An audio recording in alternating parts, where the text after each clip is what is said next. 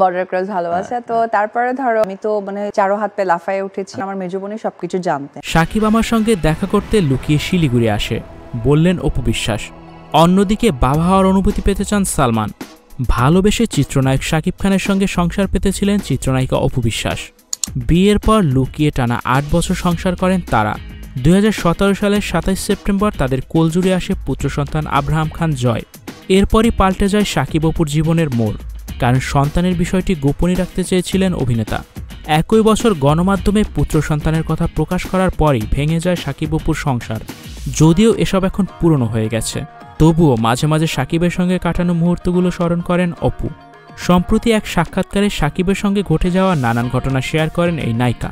তিনি জানান, একবার নাকি তার সঙ্গে দেখা করতে কিছু না জানিয়েই ভারতের শিলিগুড়ি চলে গিয়েছিলেন শাকিব।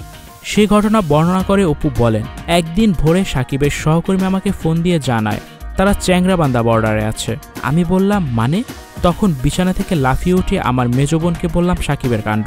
সে পুরোটা দাদাকে বলল, দাদাও ঘটনা জেনে লাফিয়ে উঠল। তিনি আরও বলেন, শুটিং ফাঁকি দিয়ে সারা রাত বাসে চড়ে সেখানে গিয়েছিল শাকিব। এমন অবস্থায় দাদাকে বললাম, তিনি সঙ্গে সঙ্গে গাড়ি নিয়ে বর্ডার পর্যন্ত চলে গেল, সঙ্গে আমিও ছিলাম। এরপর দাদা শিলিগুড়িতে শাকিবের জন্য একটি হোটেল বুক করেন। চিত্রনায়িকা বলেন, শাকিব অনেক সহজ সরল। আমাদের যেদিন বিয়ে হয়েছে সেদিনের একটা কথা এখনও কানে বাজে। স্টুডিও 4D আপনাদের জন্য নিয়ে এসেছে শীতাতাপ নিয়ন্ত্রিত স্টুডিও সুবিধা, আছে অত্যাধুনিক মেকআপ রুম। বিস্তারিত জানতে এখনই কল করুন 01974860664। হাউসটি দেখতে চলে আসুন আমাদের ঠিকানায় সেক্ষেত্রে রোড নাম্বার 9 বাড়ি 24। শাকিব হুট করেই আমাকে বলে, চলো বিয়ে করে ফেলি। আমি বললাম, বিয়ে করে ফেলবো কিভাবে সম্ভব? এর জবাবে আমাকে বলেছিল, স্ত্রীকে একজন স্বামী যেভাবে ভালোবাসে আমি ঠিক একজন স্বামীর জায়গা থেকে সেভাবেই তোমাকে ভালোবাসবো।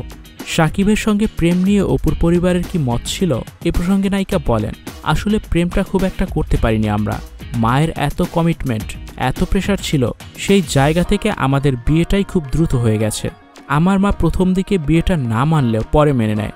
অন্যদিকে বাবা হওয়ার অনুভূতি পেতে চান সালমান। কাজের বাইরে ব্যক্তিগত জীবনে বিয়ের প্রসঙ্গ এলে বরাবরই এড়িয়ে যান বলিউড অভিনেতা সালমান খান। বয়স 50 ছুঁই হলেও এখনও সিঙ্গেলই রয়ে গেছেন তিনি। তাকে মোস্ট এলিজেবল ব্যাচেলর বলা হয় বলিপাড়ায়।